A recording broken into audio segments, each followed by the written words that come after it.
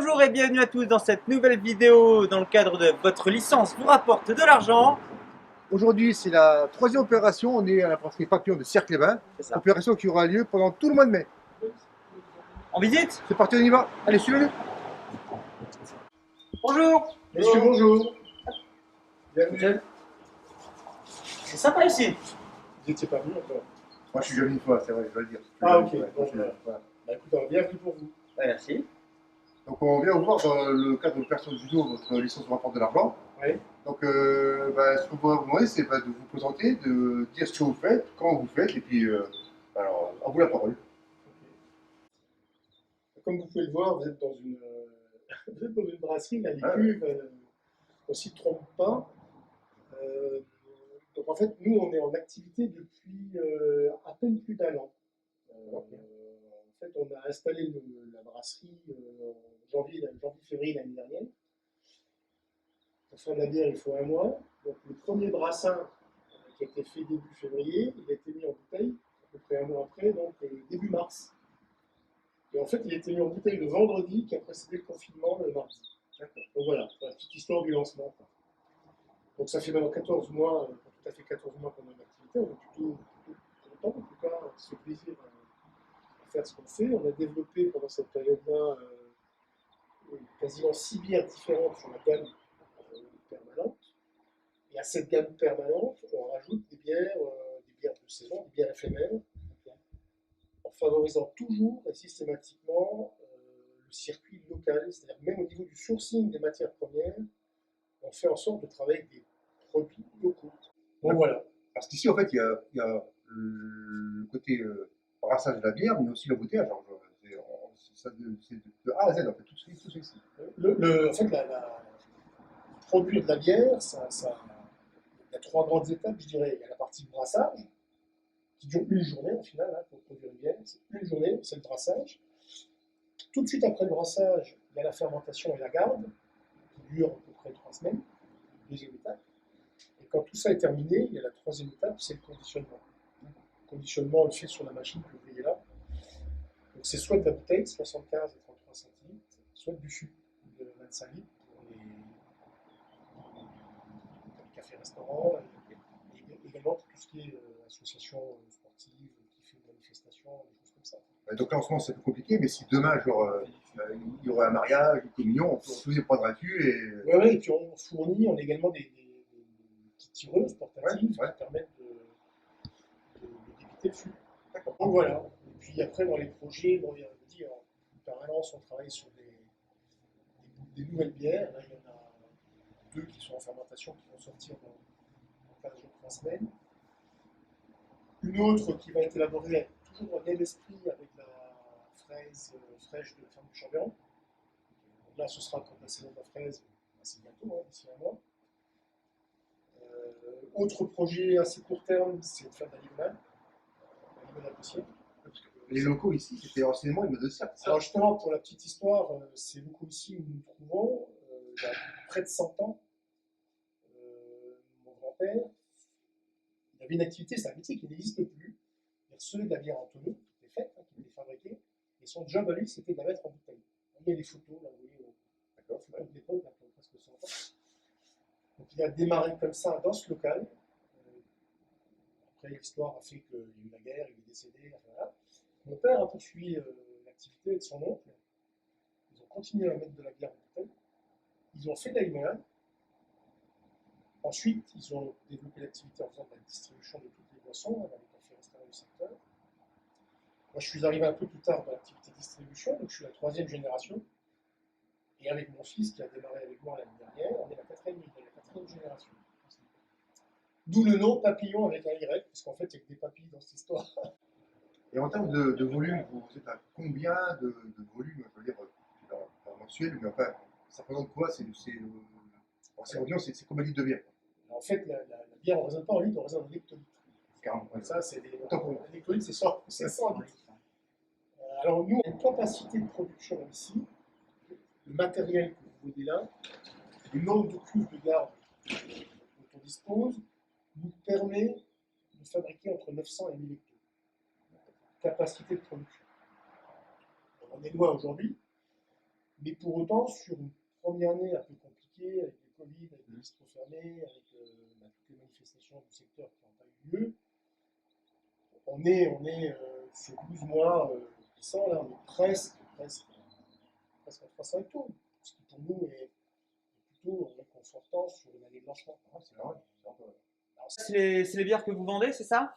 Ça, c'est la gamme permanente. Ok. Les bières qu'on a en permanence en disponibilité, sauf rupture exceptionnelle. À l'exception peut-être de la brune qu'on a dédiée, c'est vraiment une brune d'hiver Ok. qu'on réserve sur une période qui va de novembre à mars. Voilà. Et du coup, c'est quoi la différence entre la bière de tout à gauche et celle de tout à droite? Alors, là, on a une blonde. Toutes nos bières sont de fermentation haute. Après, bon, il y a deux types de bières, les fermentations basses, les fermentations hautes, voire trois avec les fermentations spontanées. Nous, on fait de la fermentation haute, c'est une technique qui est liée à la nature des levures. Voilà. Donc, une blonde, j'allais dire presque traditionnelle, le pendant de la pils, une fermentation basse, avec un peu plus de corps, un peu plus charnu, un peu plus de matière. Okay. Une IPA, pour faire simple, c'est une pale ale, mais beaucoup plus doublonnée. Dans l'absolu, on change un peu la base maltée, mais il y a 2 fois plus de doublons dans l'IPA, dans l'India Pale Ale, que dans celle-ci. India Pale Ale, pour la petite histoire, c'est les Anglais à l'époque, quand ils approvisionnaient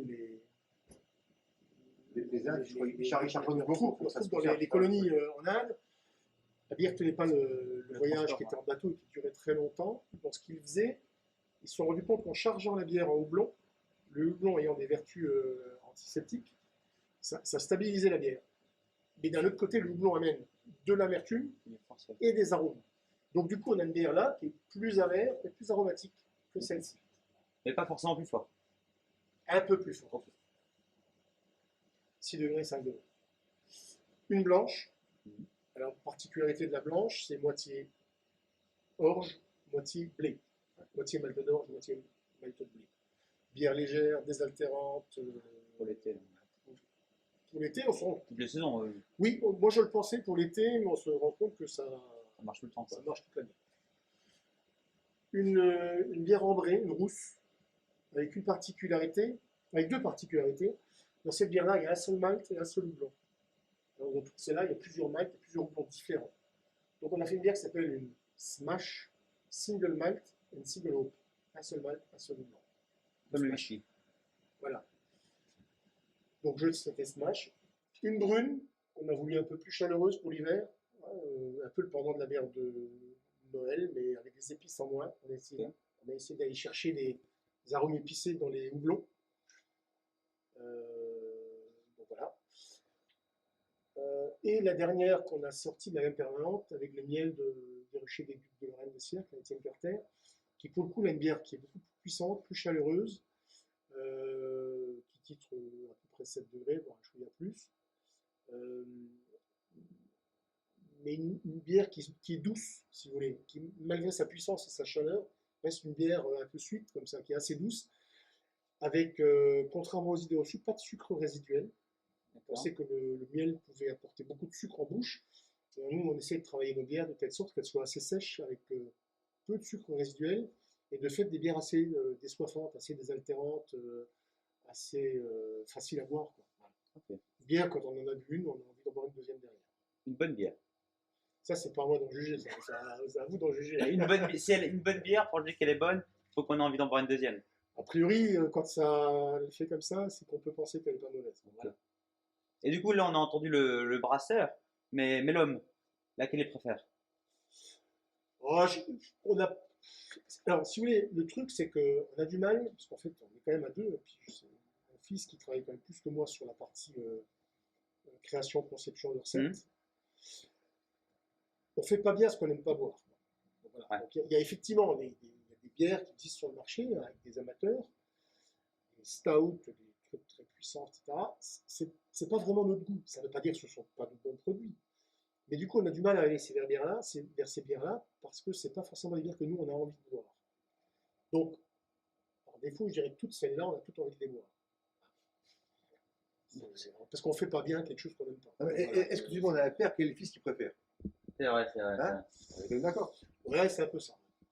Donc voilà, après, je pense qu'il y a des instants de consommation aussi. Si vous voulez, l'hiver, quand il fait froid, vous êtes au chaud à la maison à côté de la cheminée, une bière un peu plus riche va vous faire plaisir.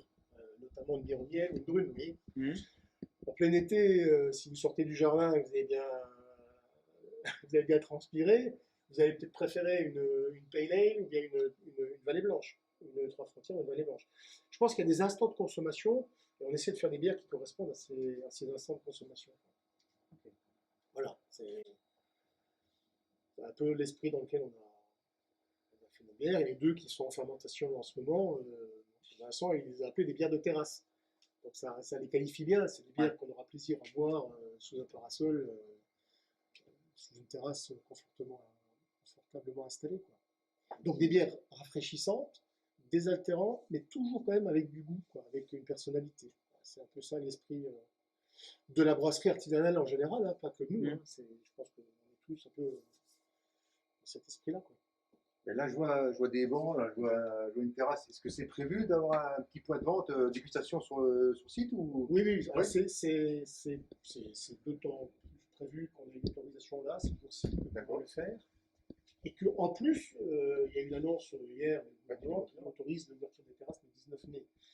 Je ne sais pas si on sera prêt le 19 mai, mais l'esprit, enfin l'idée en tout cas, c'est d'aménager cette terrasse-là avec des tables, des bancs, des parasols, et de pouvoir consommer des produits. Je ne sais pas si ça fera un tour. Donc voilà, donc ça reste. Mais du coup, alors, parce que là, on a eu un petit peu sous la gamme, mais quand on arrive ici, comment que ça se passe? On achète, on goûte, on... Bon, l'idée, l'intérêt de venir, c'est comme quand on va chez un vigneron, c'est rare quand même qu'on achète du vin sans le goûter avant. Ouais. Donc l'idée, c'est sûr, c'est de vous permettre de goûter la bière. En ce moment, on le fait avec précaution, parce qu'il y a quand même des contraintes sanitaires qui nous limitent. Donc on le fait de façon très raisonnable. Mais si, mais en plus, on a plaisir à faire goûter nos produits, quoi. Puis ça me semble logique de pouvoir goûter avant d'acheter. C'est aussi un des avantages de notre approche consommateur, en opposition à d'autres circuits de distribution, etc., où vous achetez dans un rayon, quoi. Voilà. Ça fait goûter? Ouais, super. Allez, on commence par laquelle alors? Par la blonde? Voilà, un petit fond, hein. Ok, super. S'il vous plaît. Merci. Et moi, je suis plutôt brune, en vrai, ou cigarette, ou alors de IPA. Hyper. Super. Hop là. Je sais pas comment tu l'allais, mais en tout cas, la mienne est bonne. Hein.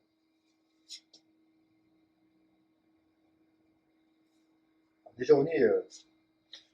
C'est ce que je vous disais tout à l'heure. L'IPA, elle a quand même cette particularité d'être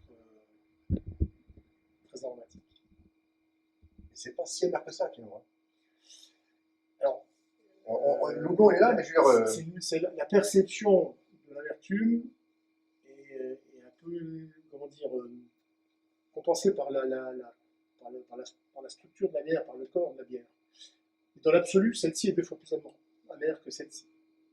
Mais la perception sera différente. Vous n'avez pas l'impression qu'elle est 2 fois plus amère en un coup de temps. Donc maintenant qu'on sait comment on fait de la bière, qu'on sait qu'elle est bonne, puisqu'on l'a goûtée là, donc il ne nous reste plus qu'à venir à la brasserie Papillon. Donc je vous rappelle que vous avez tout le mois de mai, donc du 1er au 31 mai, pour venir avec votre licence. Votre licence aura droit à un bon d'achat de 10 €. D'accord. Donc n'hésitez pas à venir, avec vos achats ou sans bon d'achat, bien sûr. La bière est vraiment bonne. Et puis, Plus qu'une chose à vous dire. Portez-vous Portez-vous bien.